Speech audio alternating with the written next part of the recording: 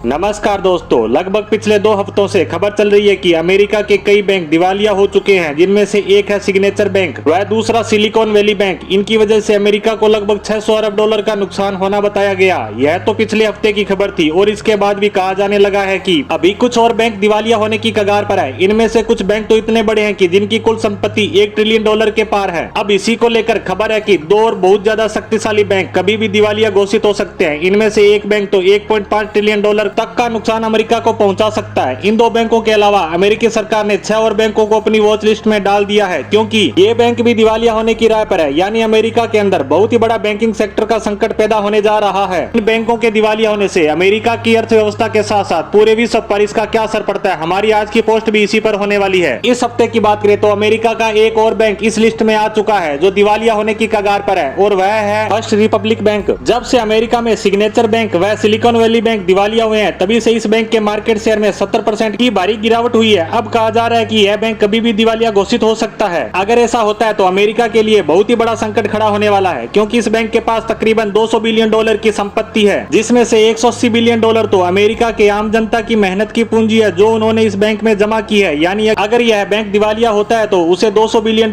का नुकसान तो उठाना ही पड़ेगा, साथ ही जनता के $180 बिलियन का भुगतान भी करना पड़ेगा। यानी यह नुकसान उसे बैंक की संपत्ति के दुगने के बराबर पड़ने वाला है। अब कुछ लोग कह रहे हैं कि यह नुकसान अमेरिका के लिए कोई बड़ी बात नहीं है, वह जितना मर्जी चाहे डॉलर की छपाई करके इसकी भरपाई कर सकता है। तो मैं आपको बता दूं, यह पिछले 1 साल में अमेरिकी अर्थव्यवस्था में काफी ज्यादा गिरावट देखी जा रही है। वहीं दुनिया भर के देश डॉलर को अपने व्यापार से बाहर करने में लगे हैं। ऐसे में अगर यह और ज्यादा डॉलर को छापते हैं तो डॉलर के मूल्य में और ज्यादा गिरावट होगी, जिससे अमेरिकी अर्थव्यवस्था को और ज्यादा नुकसान उठाना पड़ेगा। वहीं अगर यह इतना आसान होता तो उसके 2 बैंक भी ना डूबते और ना ही अन्य बैंकों के सामने ऐसी स्थिति आती, परंतु अमेरिकी सरकार भारी कर्ज में डूबी है और लिमिट से ज्यादा डॉलर छापे जा चुके हैं, इसीलिए सरकार द्वारा इन बैंकों को नहीं बचाया जा सका। वहीं दूसरे बैंक की बात करें तो यह कहने को तो स्विट्जरलैंड का बैंक है और इसका नाम है क्रेडिट स्विस। यह वहां का दूसरा सबसे बड़ा बैंक है और दुनिया का 8वें नंबर का इन्वेस्टमेंट बैंक है। इसकी बात करें तो इसके शेयर की तो और भी ज्यादा बुरी हालत है। यह अपने ऑल टाइम हाई से लगभग 97% गिर चुके हैं। एक बड़े अमेरिकी बिजनेसमैन रॉबर्ट कियोसाकी ने पहले ही बता दिया था कि यह बैंक कभी भी गिर सकता है। उनके ऐसा कहने के कुछ ही घंटों बाद बैंक ने मान लिया था कि उसके साथ काफी सारी दिक्कतें हैं। अगर यह बैंक गिरता है तो अमेरिका यूरोप में तो संकट पैदा होगा ही, साथ ही पूरी दुनिया पर भी इसका असर होने वाला है, क्योंकि यह एक बहुत बड़ा बैंक है। इसकी संपत्ति ही $1.5 ट्रिलियन है और यह कितनी ज्यादा है इसको उदाहरण से समझे तो ब्रिटेन की टोटल जीडीपी $3 ट्रिलियन है। एक विकसित देश की जीडीपी का आधा पैसा तो एक बैंक के पास है। अब आप सोचेंगे कि इतने बड़े बैंक को तो अमेरिका को बचाना ही पड़ेगा, तब आप ही विचार कीजिए, अमेरिका ने खुद के बैंक जो $200 से $300 बिलियन